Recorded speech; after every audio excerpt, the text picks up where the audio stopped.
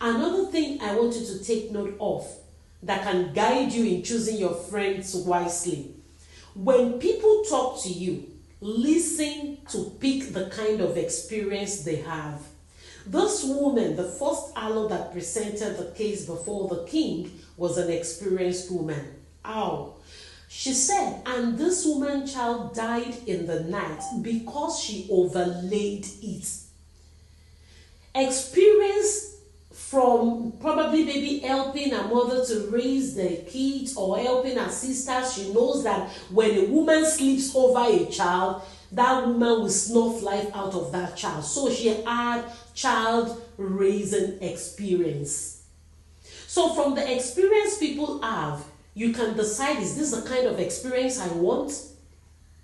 Of course, they became friends in the process of sharing their allotry escapades. But in terms of experience in child rearing, she has it.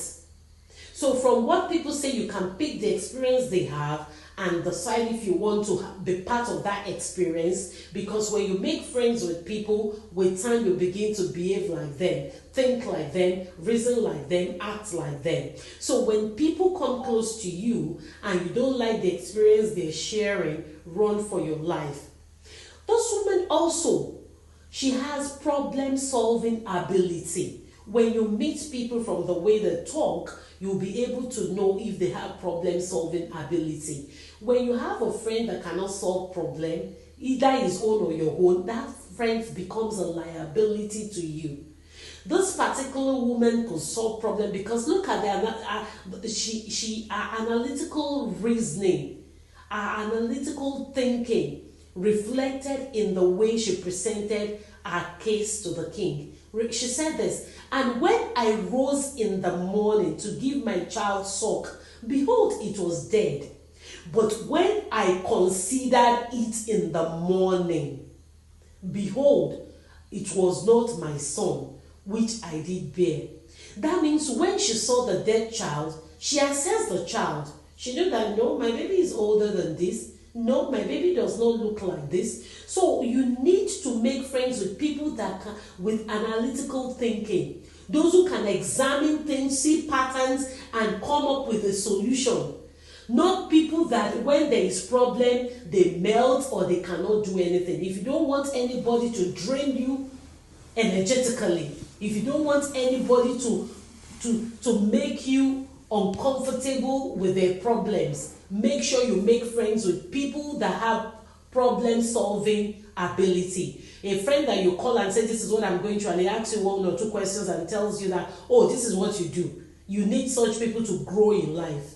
You don't need people that will draw you back. She was highly analytical. It's an ability that helps friendship to be stable because you will not be drained. Neither will you with such a friend become an emotional liability or financial liability to you. Then the fourth thing, personality. When people talk, you know their personality. The presentation of the first alert revealed that she was maturity, and it showed thoroughness. And she marshaled out her points steps after steps. She gave the judge, the king, background information required for him to make wise decision. What she didn't understand that this particular judgment didn't need background information. It needed the wisdom of God because it is beyond all those background information. But her personality is a personality of somebody thorough. When somebody begins to talk with you, look out, listen to what they say so that you can pick their personality. For instance, now, somebody tells you that, I just dropped my child at the gate, so I didn't even enter the school with her. I don't even know how she's faring in school. You know that person doesn't care. That person is carefree, and you can ascertain that person's personality. From your conversation with people, you will know who their personality is. For instance, now somebody comes to you and tells you that he doesn't tell you he's a fraudster, but he tells you, he uses certain language that connotes, that he's a fraudster. Like there was a day I went out with my driver and somebody was like, that person used the language. So when we got into the car, he called my attention. He said, Mommy, don't do business with that man. I said, why? He said, you're not a street person, so you don't understand street language. That language means that he's a working boy. I said he's a working boy, we're not working. He said, no, that person is a guy man that will swindle you. So personality, from what people say, you can know who they are so that you don't get into trouble. We're talking about choosing your friend wisely. And we have read the story of the two harlots. And we're using the way this woman spoke to analyze how to choose friends, things to look out for. So when people talk, listen to them. She was very, very calm while talking to the king. She marshaled out her point and she wanted the king to give a verdict. But guess what? Her friend rudely interrupted her. She made defense statement when she had not been invited to do. And she lacked comportment and decorum. Her defiance before the king triggered the first harlot to engage in argument with her on ownership of the living child. So when you see a friend that doesn't have manners, somebody that doesn't have manners, that person will eventually embarrass you. Please be careful. Those are the things we look out for. These are the things that occurred, that happened between these two harlots while they were before the king. So the lessons you have to learn: never be friends with people of low value. Even though that first harlot was an harlot, but she still had moral standard. Her senses were intact. Unlike the second one, who could not reason, who could not comport herself, and who could not be a true friend indeed. Another thing you have to pick from this message: never be friends with anyone who thinks you should not have something if they do not have it. You should not have it. Remember what she said. She told the king to divide the child, that it won't be ours or her friend's own. Anyone who feels that once they don't have something, you should not have it, run away from such people. They will even joke about it. Hey, I don't have it. Why should you have it? It is not a joke. Oh. From the abundance of the heart, the mouth speaketh. We have refused to learn to listen to people, and that is why we don't know people, and we bring close people we should not bring close.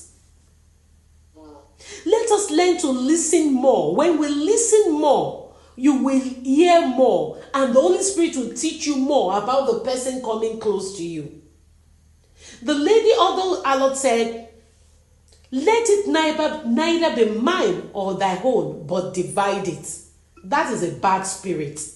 A good friend will make sure that even if you don't have that thing, if she doesn't have it and you are in position to have it, he will help you to get it. Never be friends with a liar, especially a shameless liar or a deceitful person. Remember, these ladies are harlots. There would have been a day that this second harlot would have lied to her male friends, and the other one would have laughed. Everything you laugh at will plague you later. Any bad thing you laugh at will plague you later. That day she was lying that child was her own, the woman must have remembered that, oh my God, this lady have done this before. And that is why she could tell categorically that she changed her baby while she was asleep. Peradventure, while one of her friends came, she had carefully changed that person's drink or changed that person's wallet to take something. People don't talk without having evidence or reasons why they say it. She was asleep. So for her to have reasoned that way, she has done something similar to that.